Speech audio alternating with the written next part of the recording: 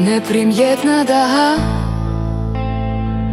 umorom povišena na prvu.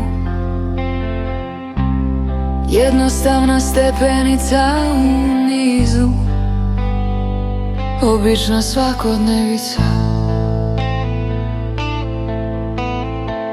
U htjenju pomaka sve to više, pjedestal krade prazninu tuge, gola istina.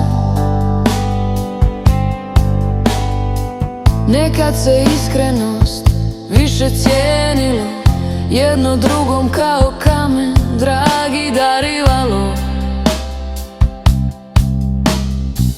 Ljubav i iskrenost često su slanog okusa obale. Koliko samo puta moru su plimu dale.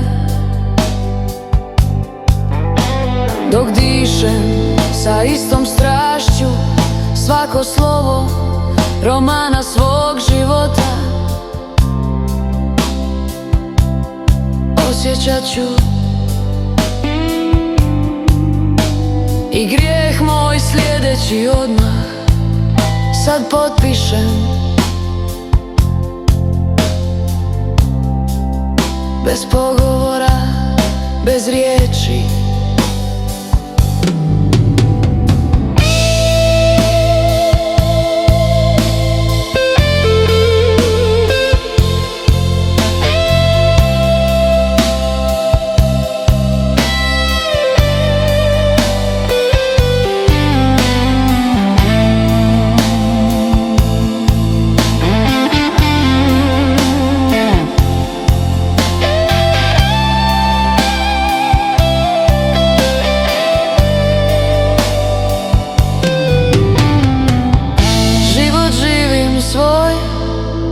Nikom ništa ne zamjeram,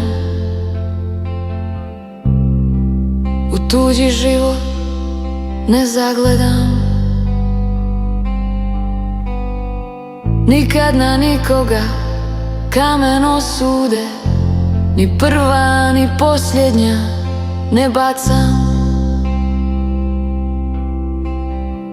Ne trebam igrokaz savršenosti, ni bijeg od stvarnosti, tek bez osude milosti njegove